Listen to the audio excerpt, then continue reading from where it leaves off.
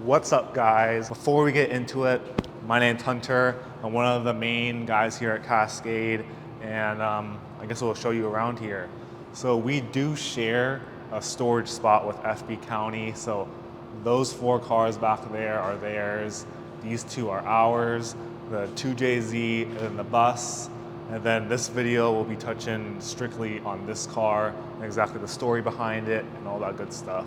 Also, this is my first time doing this camera thing here, so if I feel a little awkward, sorry about that, and hopefully it gets a little bit better the more I do this. So before we get into the car stuff here, I do want to clear up some confusion of exactly what Cascade is, because I've seen on social media, some people thinking we're like a body shop or something like that. So none of that's correct. We are actually a clothing company.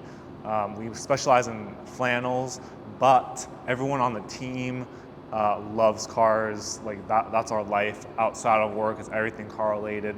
So Cascade is a flannel company, but all of our content, our lifestyle revolves around cars and everything car related. While we're talking about the flannel, let's give you guys a little fit check here so you guys can check it out.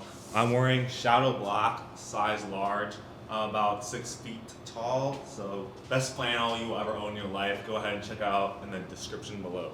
So without further ado, here is the wide body single cab VW bus.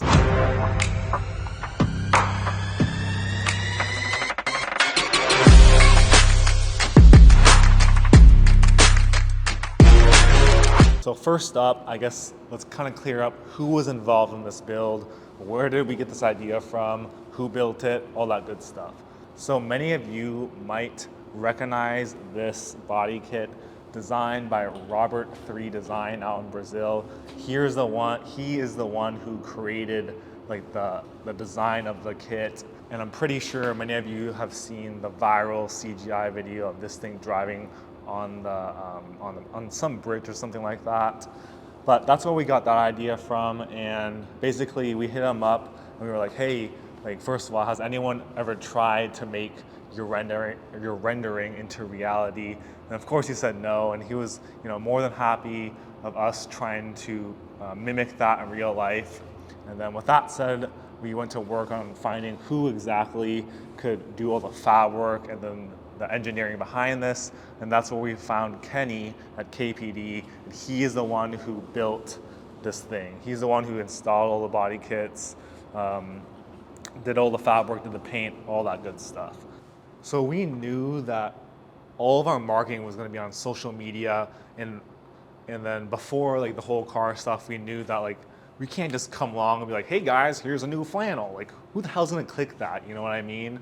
So that's when we kind of decided like, hey, like we all love cars, and when we're not working, we're doing something car related. So why not mix the two and see how that goes? And then it was so funny because while we were all talking, one of us saw the viral video of this thing on Instagram, and we're like, dude, wait a second. If this thing is not real and gets this many views, then if we decide to make it reality, then sure enough, obviously it should go viral, right? So with that said, that's when we started talking to Robert, we started talking to Kenny, and then we got the ball rolling. I also want to touch on the cost it took to make this thing. So when we were at SEMA, then when I was talking to people explaining like, yeah, it costed X amount of dollars, people were like saying like, whoa, like why in the world would you do that? I mean, obviously it's super cool, but like for that amount of money, you should have bought a Ferrari, you should have bought a Lamborghini. But then I explained to them like people who, I mean, obviously, we all know like one of the key things to going viral on any social media platform is being unique, right? This is like one of one. Like you can't get any more unique than this. And then if you broke down a cost per impression, so if we were to spend the same amount of money we spent building this, just paying Google or paying Instagram or paying Facebook on a whatever ad, it would not have gotten as many eyeballs on the company as this did. So yeah, guys, that's a short and simple story of this build. Obviously, there was some, or not some, a lot of obstacles throughout the whole process, but we'll go ahead and save that for another day.